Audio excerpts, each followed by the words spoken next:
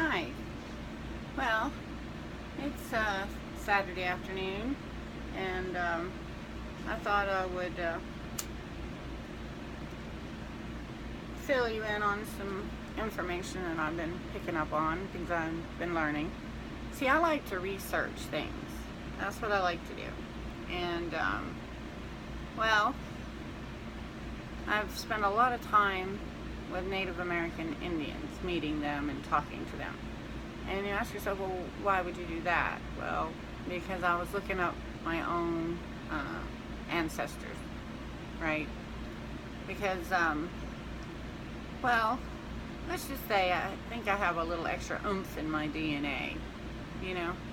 So I started researching the Native American Indians and DNA. Well, while I was online researching, all of a sudden the Mormon church popped up, or what is it, the Church of Latter-day Saints, I think they call them, which is basically the Mormons. That's what they are. And of course, the founder was Mr. Smith himself. Well, I started researching about them, and I had known things from about 30 years ago, give or take 25, 30 years ago, that there were some, back when the Mormon church was really starting to take off back then, there were some social workers in Georgia, for example, and they were Mormons.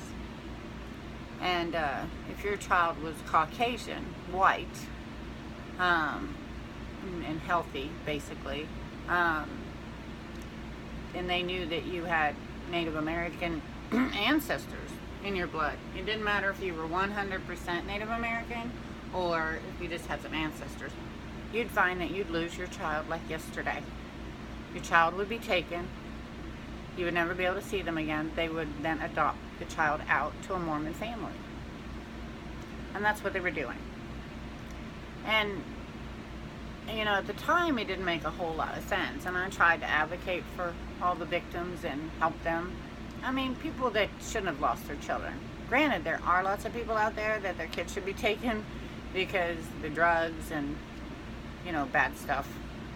But a lot of these kids that were taken back then, they were white Caucasian children, and they weren't suffering. They weren't being abused or neglected or anything. So, so I started looking up the social workers. Kind of find out they were members of the Church of Latter-day Saints. They were Mormons. And then I kept tracking and found out the children of those people, it had ancestry of Native American.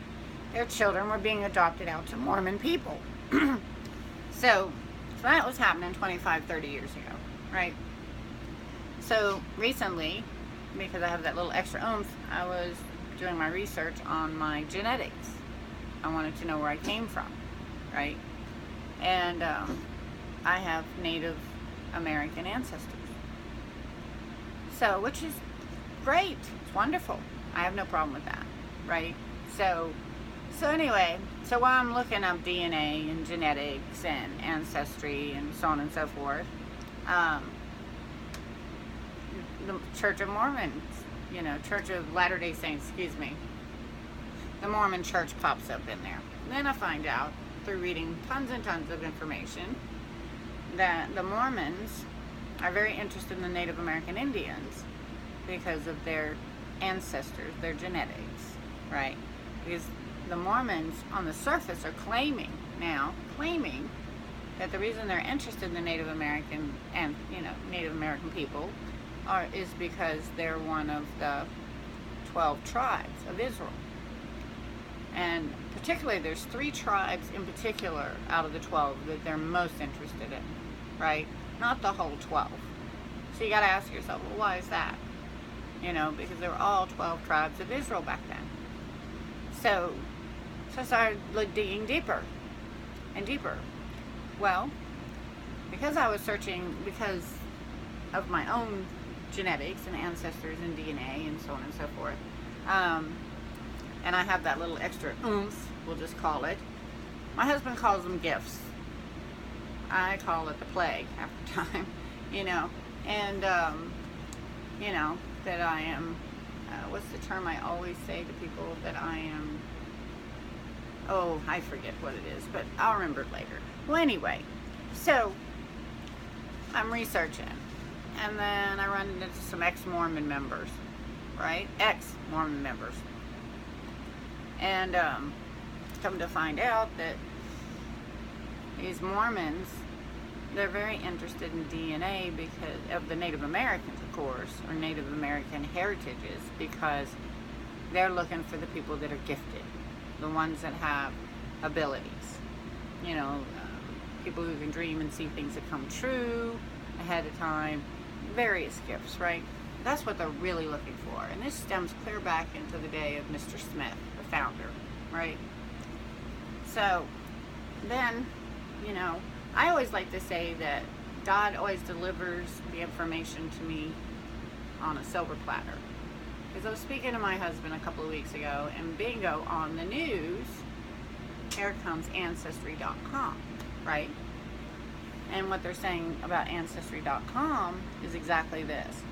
People who send their DNA away to have it tested to see who their ancestors were, whether they were Scottish, German, or whatever, when they fill out the agreement with Ancestry.com, there's a box you tick saying yes or no, Ancestry.com can retain your DNA once they've tested it. Well, what came out in the news is in very, very small print, it says very clearly that Ancestry.com reserves the right to keep your DNA. Right? Seriously, look it up for yourself. Well, since I've been studying all this Native American stuff and about ancestors and DNA, I decided to look up Ancestry.com and who their founder was and who owned the company. Well, it's not only, you know, what's the word? Well, it's none other than a Mormon. Church of Latter-day Saints.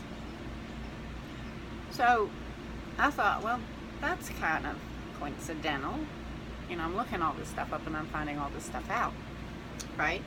So I thought, well, you know, why not stick it up on YouTube and let the people look it up for themselves? I mean, I don't know about all of you, but I'm usually pretty good at connecting all the dots. That's my thing, you know.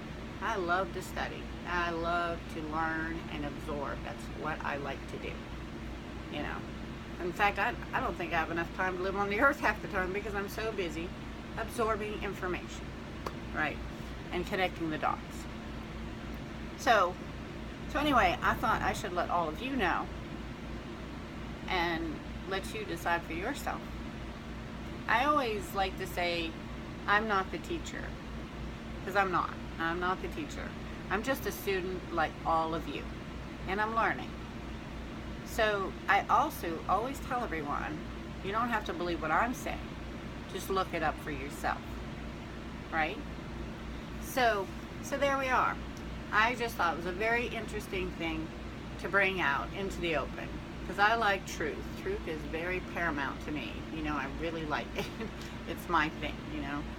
I have very low tolerance for people that like to manipulate, lie, and scam, and so on and so forth. Even though a lot of times I get victimized by them. They flip things and they make my stuff go wrong. But, you know, that's okay. I live in God's world anyway, you know. So, and I live by God's laws. So, anyway, that's where we are. And take it for what it's worth. Look it up for yourself and tell me what you think. And oh, by the way, I have talked to many Native American Indians in several states now. And they all know about Mr. Smith, the founder of the Mormon Church, you know, the Church of Latter-day Saints. And they know all about him, and they know what he's trying to do. I mean, maybe not every last Indian knows, but each one I've talked to, they know. So for any of you out there that have ancestors that are Native American, and if you have gifts, you know, that aren't of the garden variety, I should say, then do be careful. and watch letting anybody test your DNA, especially the Mormons, because from what I understand, the Mormons are going to use it. They're trying to gain your powers, your abilities, and they're using your DNA to track it so they can figure a way to do it. So there you go. That's what I know. That's what I've learned. But what they don't understand is they can't get the powers unless they have Native American ancestors themselves. And it depends on the DNA chain, how far down it goes, you know. So, take it from me, that's what I've learned in the last 3 weeks about the Mormons and about DNA and the Native Americans and my ancestors.